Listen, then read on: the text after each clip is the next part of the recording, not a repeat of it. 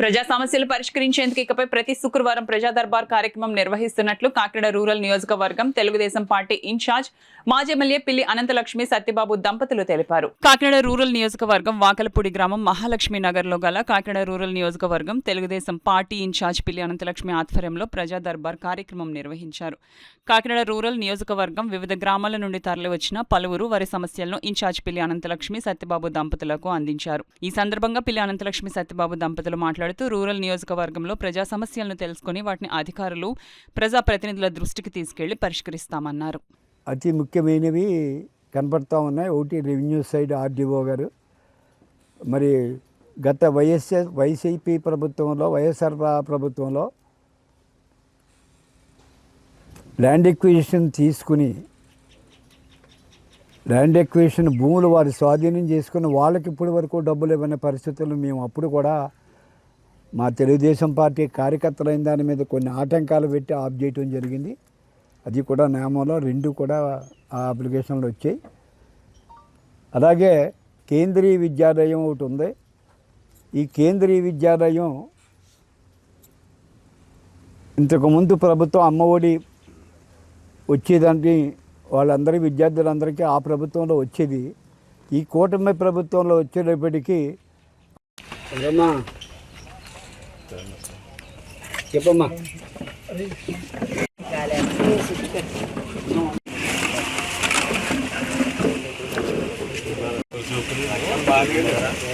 తల్లికి వందనం అన్నది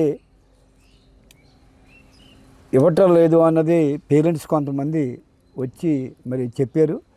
అది మరి మంచి సూచనని తెలుస్తున్నాయి. ఎందుకంటే జిల్లా పరిషత్ హై స్కూల్స్ ప్రైవేట్ కాన్వెంట్లో అన్నిటికీ ఇస్తున్నప్పుడు మరి కేంద్రీయ విద్యాలయంలో కూడా ఇవ్వాలి. వీళ్ళు అప్లికేషన్స్ పెట్టడం పంపించడం ప్రభుత్వానికి లేదు. ప్రభుత్వం దగ్గర నుంచి మా దగ్గరికి వస్తే మేము పంపుతామని ఇక్కడ మేనేజ్మెంట్ అంటున్నారు. అందుచేత ఈ సబ్జెక్టు మా లోకేష్ బాబు గారి దగ్గర కావున ఈ లోకేష్ బాబు గారికి ఈ తల్లికి వందనం అన్నది ఈ కేంద్రీయ విద్యాలయంలో ఉన్న పిల్లలకు కూడా అందేలా చూడాలని ఈ రాష్ట్రంలో ఎన్ని కేంద్రీయ విద్యాలయాలు అందరికీ వర్తించేదేగా నిర్ణయం తీసుకోమని ఒక విన్నపం రేపు సోమవారం మంగళవారంలో తీసుకెళ్ళిస్తాం.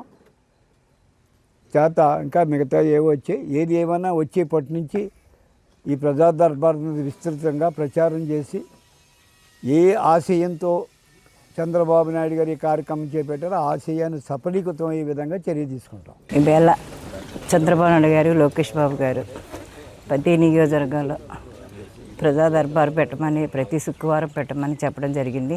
అందులో భాగంగా ఈవేళ వలసపాక గ్రామంలోని పెట్టడం జరిగింది. ఇక్కడ అందరూ కూడా డ్రైన్లు బాగా అడుగుతున్నారు.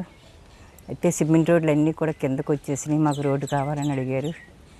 ఒకటి మా దృష్టిలోకి పెట్టడం జరిగింది. ఇది తప్పనిసరిగా చంద్రబాబు నాయుడు దృష్టికి తీసుకెళ్ళి ప్రజలు ఏవైతే అడుగుతున్నారో అవన్నీ మేము చేయడానికి కృషి చేస్తాం. ఎందుకంటే పాత నియోజకవర్గాయి కాబట్టి మా భార్యాభర్తలు ఇద్దరు కూడా ఎక్కడ ఏం చేసాం అన్నీ అవగాహన ఉంది.